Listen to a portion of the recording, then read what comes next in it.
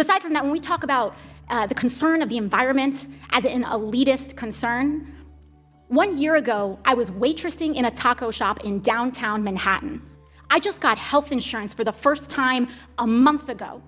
This is not an elitist issue. This is a quality of life issue. You want to tell people that their concern and their desire for clean air and clean water is elitist? Tell that to the kids in the South Bronx, which are suffering from the highest rates of childhood asthma in the country. Tell that to the families in Flint, whose kids have their blood is ascending in lead levels. Their brains are damaged for the rest of their lives. Call them elitist.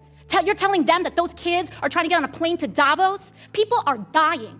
They are dying. And the response across the other side of the aisle is to introduce an amendment 5 minutes before a hearing in a markup. This is serious. This should not be a partisan issue. This is about our constituents and all of our lives. Iowa, Nebraska, broad swaths of the Midwest are drowning right now, underwater. Farms, towns that will never be recovered and never come back. And we're here and people are more concerned about helping oil companies than helping their own families? I don't think so.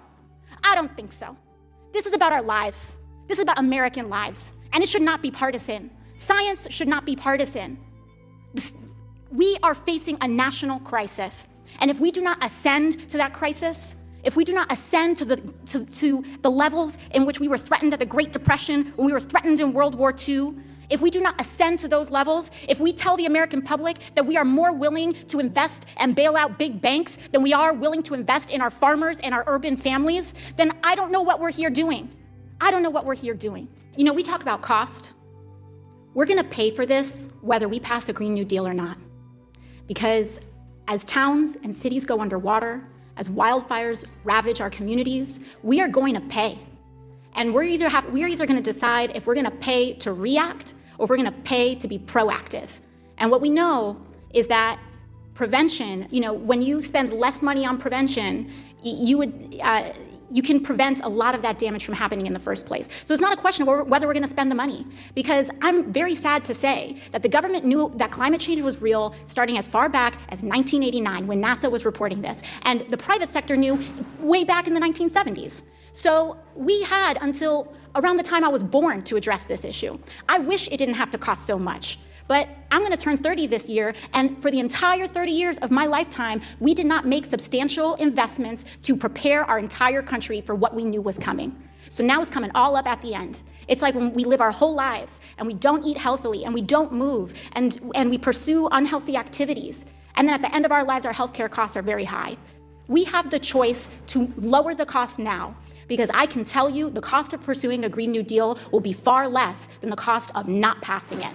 And with respect to our brothers and sisters and neighbors that are in agriculture, bring them to the table. Let's hold hearings. Let's add provisions. Let's amend the legislation to accommodate for the just transition and for the encouragement of those industries to grow. And I would also encourage to my colleague on the other side of the aisle that thinks we're trying to ban cows to actually read the resolution and understand that there's nothing to that effect in the legislation. And not only that, but we're trying to invest in these communities and our agricultural workers so that they can enjoy prosperity into the next century. I feel like I need to explain something that I'm shocked that this has to be explained. We are on the Financial Services Committee, and I'm trying to figure out whether people understand the difference between a capital expense and an operating expense.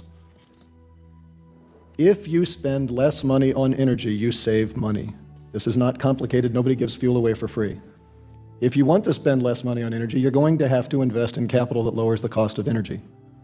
I've done that over the course of my career to the tune of about $200 million. If you need explanation, come and meet me. I would love to work with you on the Select Climate Committee, because we have an opportunity to invest in our country and make us wealthier and make us cleaner. Those two things are not in conflict unless you don't understand the difference between a capital expense and an operating expense.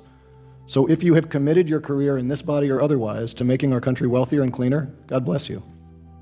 If you have committed your career to blocking investments in energy efficiency, to intentionally confusing different types of expenses to make our economy dirtier and less competitive, shame on you.